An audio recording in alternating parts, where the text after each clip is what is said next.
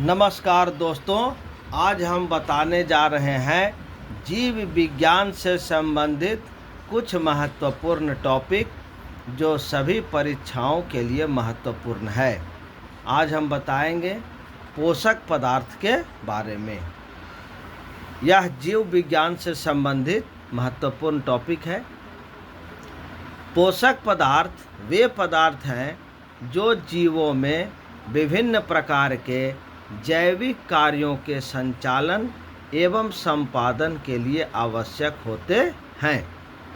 पोषक पदार्थ 4 प्रकार के होते हैं: ऊर्जा उत्पादक, उपापचयी नियंत्रण, वृद्धि तथा निर्माण पदार्थ एवं आनुवांशिक पदार्थ। जो पोषक पदार्थ ऊर्जा उत्पन्न करते हैं ऊर्जा उत्पादक कहलाते हैं, जैसे वसा एवं कार्बोहाइड्रेट।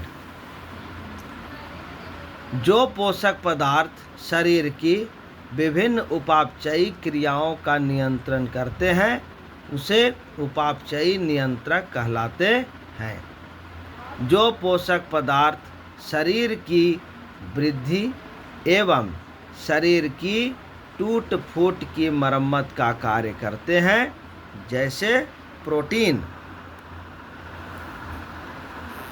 आनुवांशिक पदार्थ वे पोषक पदार्थ हैं जो आनुवांशिक गुणों को एक पीढ़ी से दूसरे पीढ़ी में ले जाते हैं, जैसे खनिज लवण, जल, विटामिन, वसा, प्रोटीन, कार्बोहाइड्रेट एवं न्यूक्लिक एसिड। नेक्स्ट टॉपिक है प्रोटीन। प्रोटीन विज्ञान का महत्वपूर्ण भाग है। प्रोटीन शारीरिक वृद्धि के लिए आवश्यक है। ये कोशिकाओं, जीव द्रव्य एवं ऊतकों के निर्माण में भाग लेते हैं। मैराम्स और क्वाशियोरकर प्रोटीन की कमी से होने वाले रोग हैं।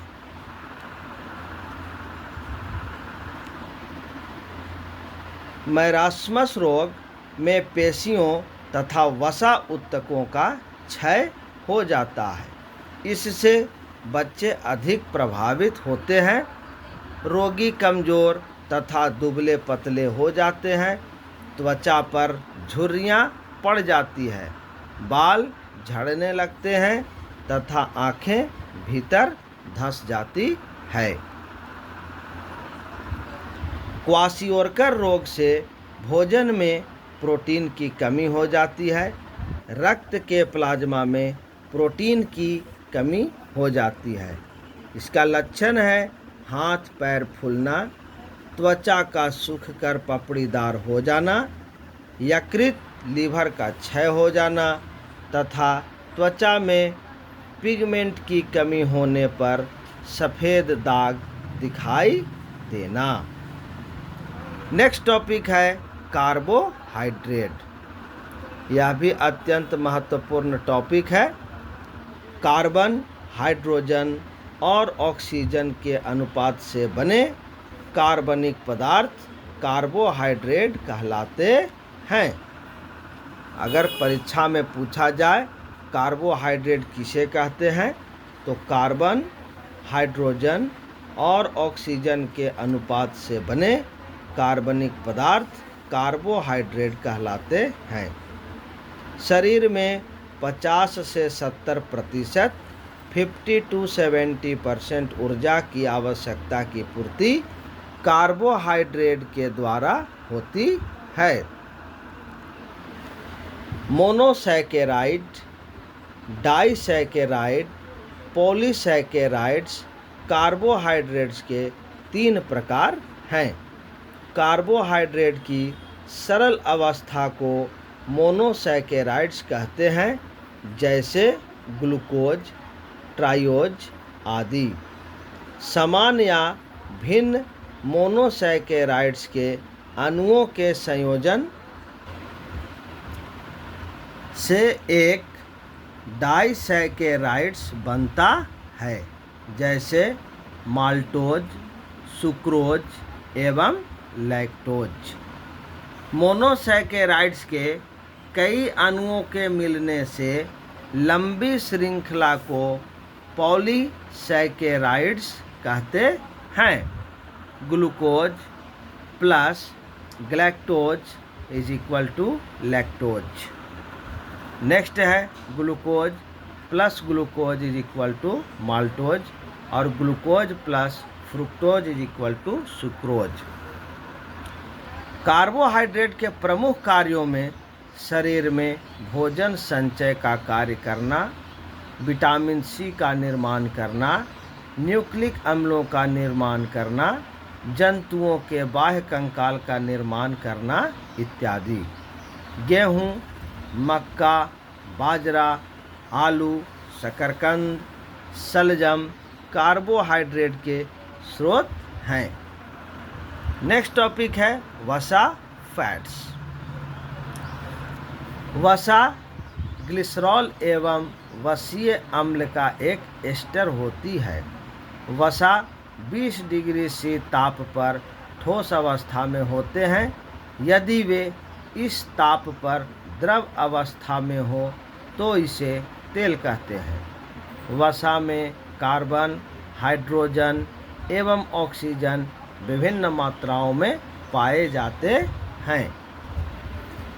वसा का संश्लेषण शरीर में माइटोकॉन्ड्रिया में होता है। वसा के मुख्य कार्यों में शरीर को ऊर्जा प्रदान करना, त्वचा के नीचे जमा होकर शरीर के ताप को बाहर नहीं निकलने देना, खाद्य पदार्थों में स्वाद उत्पन्न करना, शरीर के विभिन्न अंगों को चोटों से बचाना। वसा अम्ल 2 प्रकार के होते हैं। नंबर 1 संतृप्त वसा और नंबर 2 असंतृप्त वसा। असंतृप्त वसा मछली के तेल तथा वनस्पति के तेलों में मिलते हैं। संतृप्त वसा केवल नारियल का तेल तथा ताड़ के तेल में मिलता है। एक वयस्क व्यक्ति में 20 से 30% ऊर्जा वसा से प्राप्त होनी चाहिए। नेक्स्ट टॉपिक है विटामिन। विटामिन एक प्रकार का कार्बनिक यौगिक है। इनसे कोई कैलोरी प्राप्त नहीं होती। विटामिन शरीर के उपापचय, मेटाबॉलिज्म में रासायनिक प्रतिक्रियाओं के नियमन के लिए अत्यंत आवश्यक है। फंक ने 1912 में विटामिन की खोज की। विटामिन 2 प्रकार के होते हैं। नंबर 1 जल में घुलनशील विटामिन और नंबर 2 वसा में घुलनशील विटामिन।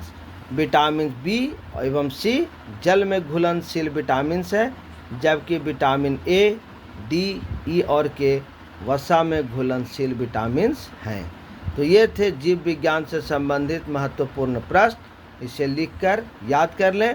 चैनल को अधिक से अधिक लाइक करें, शेयर करें और सब्सक्राइब करें। धन्यवाद।